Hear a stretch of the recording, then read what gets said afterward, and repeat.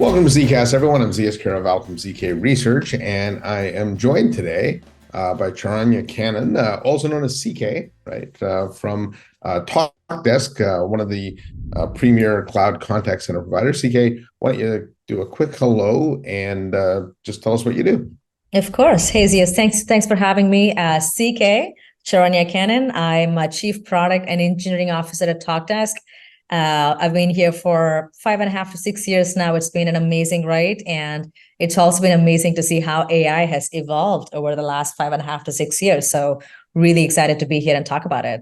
Yeah, you're the brains that behind what makes Talkdesk run, we'll say. How's that? There are a lot of brains. I'm just one of them. Sure. Yeah, just take the credit, though.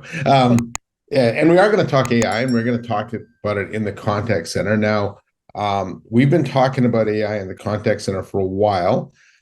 It seems like since ChatGPT launched, it's reached this crescendo of noise now. So, with all the discussions we've had over the years, why AI in the contact center, and why now? I had the same thought when ChatGPT came up. I'm like, well, we've been talking about this for like 10 years now.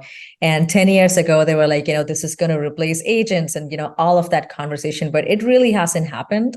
That said, after OpenAI launched ChatGPT and just looking at the possibilities with ChatGPT and just in general large language models, I think right now it's real, right? I don't think it's just a hype cycle. It is real. It's in here. It is going to change.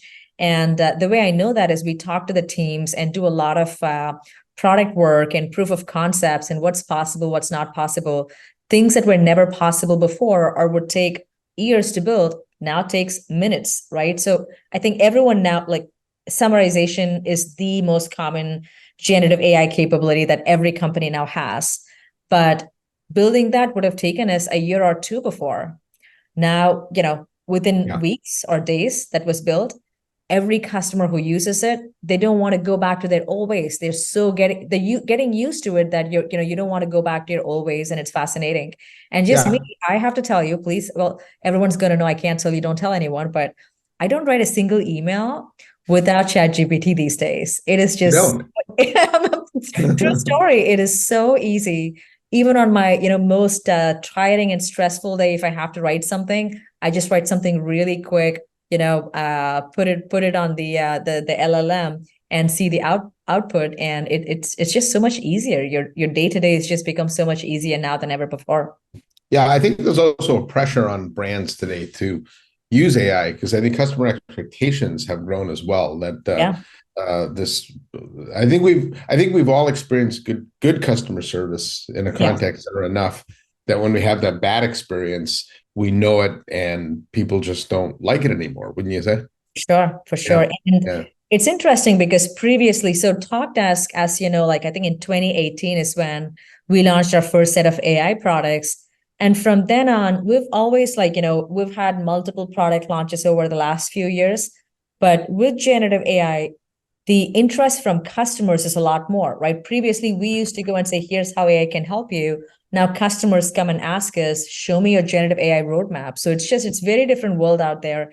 And someone shared this with me, which I thought was fascinating.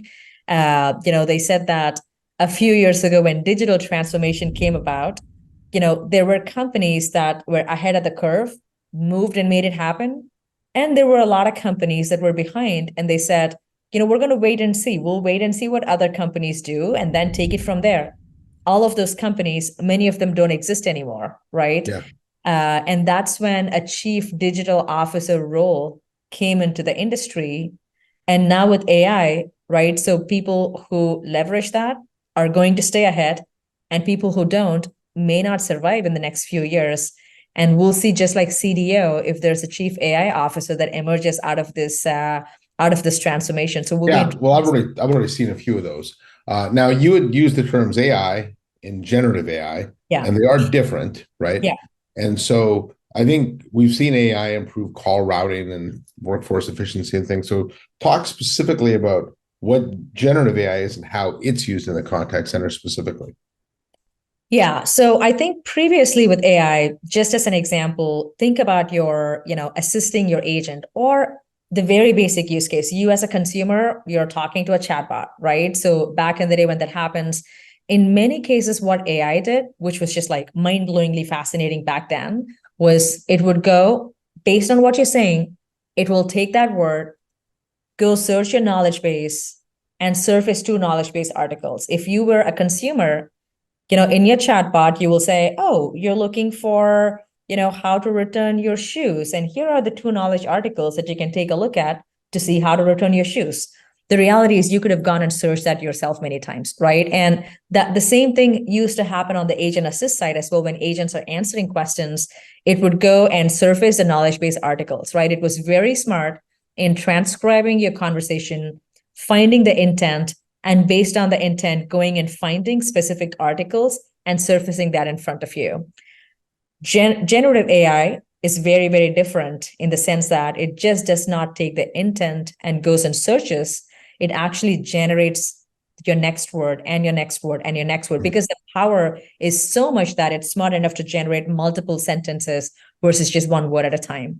And instead of just going and, looking at the knowledge article and surfacing it, it's able to have a conversation with you. It's able to really kind of like, find the intent, but also solve your problems by, with different, agent to agent interactions, and solve your problems versus just, surfacing the knowledge base article, which is what, it was sad. Someone said, gosh, I don't want to talk to a dumb bot, but it's the truth. Like some of the bots were not very smart before. And I think generative really changed. In fact, you could argue that bots without AI are frankly kind of useless. They're just voice-based IVRs, right? And they actually, I think, hurt customer experience. I think that's one of the things that drive customers away. Right. So by the time you talk to a bot, you're so frustrated that you just want to talk to an agent, right? Absolutely. Yeah. So I know Talkdesk just announced some generative AI capabilities for your product. So can you talk about those and then a little bit about what's coming? For sure. So from Talkdesk perspective, there are a few areas we announced. The first one, like right after everyone started talking about generative AI, we immediately announced the some agent summarization, which is honestly the basic that every contact center has to absolutely use. And it's great because the minute we announced, we had many customers using it.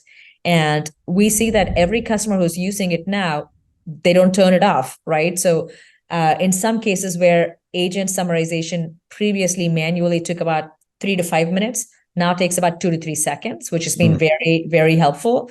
So in many cases in contact centers, when you build products for the customer, the agents may not, especially automation agents may or may not like it.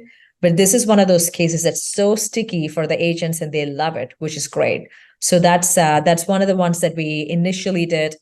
The second one, as I said, we don't have to go and surface, well, these are the articles you need to look at. It can have the conversation, be it in your voice virtual agent, digital virtual agent, or agent assist. When there is an intent, with generative AI, we're able to provide the exact response versus saying, this is where you can find the response. And it's very different because when you tell the agents, this is where you can find the response, it was helpful, but they still have to press that, look at the entire content and response. So just as an example, let's say, for example, you have a full table of all your products and all your pricing, right? So when you have that, previously without generative AI, you would tell the agent, here's where you can find pricing. And if you ask pricing for a specific red shoe, the agent will have to go and look at it and say, here's my red shoe, here's $20. Now you don't have to do that, right? So it's very easy to read that table and provide the agent an exact response saying, this red shoe is priced at $20. So you don't have to go do that work. So that entire thing, in terms of not just showing them where to get the information, actually finding the information in whatever modality the information could be in and providing that response, that's the second one that we worked on. It's, again, possible right now. Reading that table and finding that answer easily was not possible before, right? That's second. And then a lot of other capabilities that we came up with are really providing the guardrails, right? Because as much as generative AI is absolutely amazing, it does have, hallucinations at some point. It does provide incorrect response at some point. And, how do you make sure that the agents are constantly training those models supervisors are constantly training those, responses. Observing, monitoring, and fine-tuning is really, really important in this world. So we launched the observability, fine-tuning, monitoring as a part of our AI trainer for generative AI-based capabilities. So every time you have that conversation, you're making sure that AI doesn't make a mistake or hallucinate to the best extent possible. Yeah, I think one of the benefits talked about there is just removing a lot of the burden from the agent. I think there's so many systems in a contact center, and we've made the agent the integration point for all that technology. Yeah. Right. And it's really an unfair position to put the agent in. I know, Right. That's a position that's got a pretty high churn rate because, Yes. it's an unfair situation that they're in. So, yeah. It's interesting though. Like, I mean, I think agents, there's also, there are tools that really help agents. There are tools that just focus on replacing, and it's a tough role to be in. However, I remember one of our customers gave our agents the generative AI-based agent assist and turned it off for a month to see what response we have, right? If agents don't ask for it, great, we don't have to pay for it. We're not going to buy it. Once they did it, every agent emailed them, said, what happened to this? This was really good. It helped me. What happened to it, right? So that's the best way to identify if it's adding value or not. And that was just like fascinating to look at. They turned off, and the number of emails they got from agents, that was fascinating. It seems like a month's a long time to turn it off too. So for sure. Yeah. Now, one of the things that always comes up whenever we talk about AI is concerns around privacy data. Right. And so can you talk about your approach to generative AI and explain why customers should not be worried that maybe that their data is being used without their permission? Yeah. So Talkdesk has really large, enterprise segment customers, right? So you may have seen that recently we announced FedRAMP in process. Yeah. So with FedRAMP in process, many of our customers right now are public sector, really large healthcare customers, and data is just so absolutely important. So we do not use that data to train across multiple customers. We just absolutely cannot do that, right? So efficiency and great customer experience is fantastic, but not at the cost of customer data. So you cannot do that. And so we have like multiple approach to generative AI. We partner closely with, Microsoft Azure in this case. So Microsoft is a strong partner for Talkdesk for generative AI. However, at the same time, we also provide the ability to bring your own LLM. So there will be companies extremely large end of the segment who are going to build their own LLM, their own foundational models, right? So in such cases, and it is going to happen in the large enterprise space, and we want to have an option of customers bringing their own LLMs as well, in addition to us providing it. So that's how we're addressing it. But we use, Microsoft Azure LLM is very secure. We're using Azure LLM. However, we're also providing the ability for customers to bring in their own LLM as well. Okay. And that actually creates a bit of a best of both worlds scenario. Yeah. Yeah, that's good. I mean, especially in the larger enterprises, that's the only way to go, right? Again, great CX and efficiency is awesome, but not at the cost of your data. So that's something that's really important for us. Now, I think one of the struggles companies have had with Gen AI is understanding the impact it can have to businesses. And I have found the best way to help people understand what's possible is to talk about some use cases. And so can you go through a few use cases where that might help people stimulate some ideas of what they could do with it? Sure. Yeah. So, I mean, there are so many possibilities of generative AI, but I'll maybe give you two of my favorite, right? So, the first one is, I think we are all used to massive workflows and routing. If you go and look at a contact center, this workflow routing, I remember once, a few years ago at Talkdesk, we had just one customer routing scenario. We had taken printouts of their routing flow and we had posted on one of our walls, a very long wall, and it filled up the entire wall because the customer had such complex routing mechanisms, and it literally filled up an entire wall of how the routing was set up within our workflow tools. And it's not just routing. Like, if you go to CRM, there's the the business process workflows, right? So workflow in general is just like so massive. We're all used to creating more and more workflows, which makes sense. Yeah. But in the world of generative AI, it could potentially be very different. You probably don't need to create multiple massive routing workflows anymore. And you're just typing up saying, if this happens, send it to this agent, just like how a normal business user will write up versus, an IT would go and, create that entire workflow. That entire workflow, which takes so long to create, so long to modify, so complex to troubleshoot, doesn't have to be a workflow anymore. So I think that one really excites me because there are companies that are just built based on those workflows. And I think it's a great time to disrupt and think about it differently from a workflow perspective, just making it much easier to think about your business process, just, the way you would talk about it versus having to, create like massive workflows. I think that's very interesting. The second one I'm really interested is just, something that Talkdesk is working on where, let's say, for example, contact centers have a very unique ability to have every single customer interaction. And for a customer, we can go and say, these are the top 3 places of inefficiency within your contact center, right? Password reset, return, delivery status.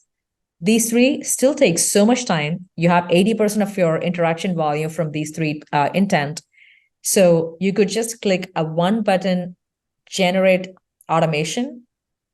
And when you have a one button generate automation, it goes and generates a virtual agent automation for these intents. Again, which was not possible before, right? You can't generate an automation before. You have to go and set it up. But with this, you can actually go and generate an automation by looking at the old data. So that's something we're excited about because one of the frictions for adopting virtual agent and AI is that you have to go and analyze the data, see what's, your top 3 intent, and then go and set it up. And this entire process is time consuming.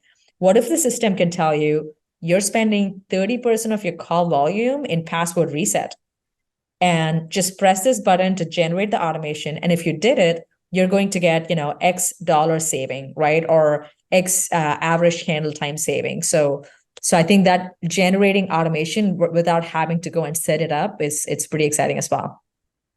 All right. Now, well, so what does this mean to the agent, right? There's lots of theories out there that what's going to happen to the agent. Some believe the agents are going away, right? Yeah. And so in your mind, what's the agent job look like, once a company's adopted Gen AI and are they going away?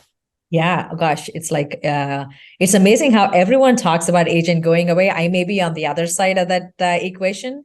I have gone and sat next to at least 100 plus contact centers, sat next to agents, and I see how agents respond to the interactions.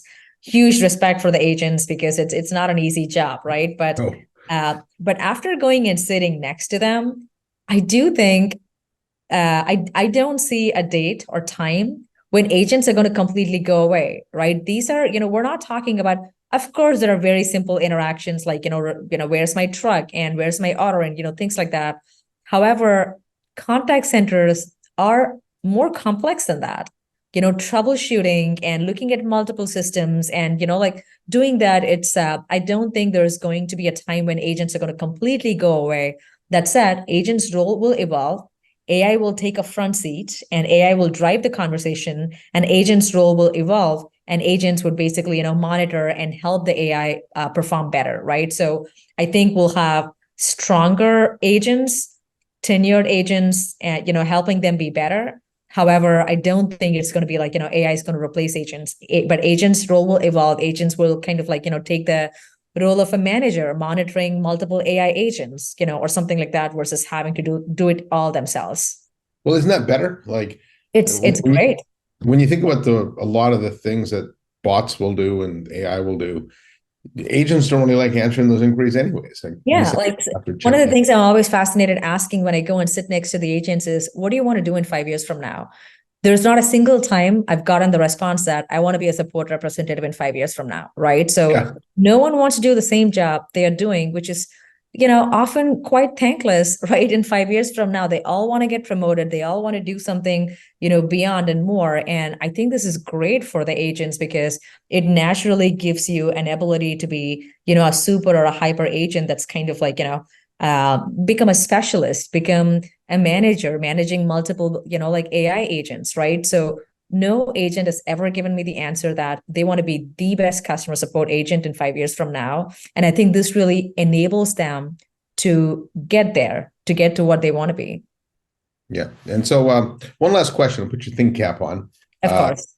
And is when you think about how the contact center is evolving, I believe that we're still measuring contact center effectiveness with a lot of old school measurement tools, call handle time, things like that.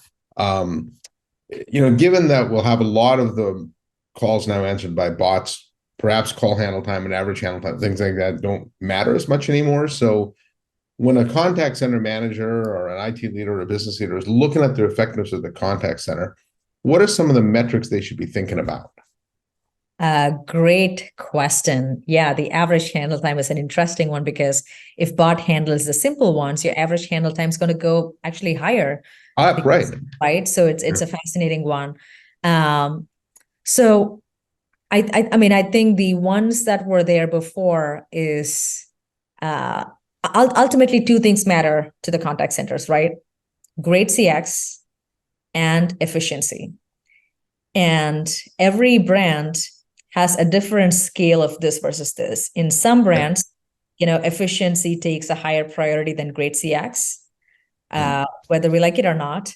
And then in others, this pendulum swings on this side. And I think right now, given where the market is, where the economy is, I think it's a balance because every company is thinking about efficiency as much as they're thinking about great CX. Like I was talking to one of the brands, very beloved brands just yesterday. They were like, 3 years ago, we had free cash. We could do anything. I could do however many agents, I wanted, but I cannot do that right now, right? I need to, have a balance between amazing CX while improving my efficiency, right? So how do I do that? So I think those are the two biggest things companies definitely, care about. From a great CX metric perspective, I think it's pretty straightforward, right? It's CSAT, NPS, whatever metrics you pick there. However, efficiency right now is no longer, it's no longer average handle time, right? I think efficiency comes down to some extent, the revenue per employee within your contact center, right? Yeah, that's an interesting one that will we see agents turn into profit centers instead of always being viewed as a cost. And the other one that might be interesting to watch is just agent churn, right? If this stuff works, I think we might see agent churn decline from the lofty rates it's always been. For sure. Yeah. Like this year, 2022 apparently was the highest agent churn year in the last 10 years. Usually it like, hovers over like 35%. I think in 2022, it was like 38 to 40%. So yeah, agent churn is at an all-time high. But again, I think when their roles change and when they're able to see a path to grow, that would potentially change as well. But I think efficiency is no longer average handle time or average interaction time. It's more in terms of revenue per employee in your customer support organization, right? So I think it's gonna change to a different metric versus average handle time for sure. The one thing I would say is containment versus deflection. Everyone talks about it, but everyone talks about deflection, but truly containing the conversations versus for example, containment is you could go to a bot and, stop interacting after that. But if you called the next day, it's not containment, right? So I think a lot of the companies, I think there's always confusion between deflection versus containment. And that's an interesting metric, at least in the short term, until the industry evolves into better metrics. Yeah, that's interesting. Anyways, it'll be fascinating to see how this evolves. So, sure. Anyway, CK, thanks for the primer on Gen AI and how Talkdesk is using it. Anything else you want to add?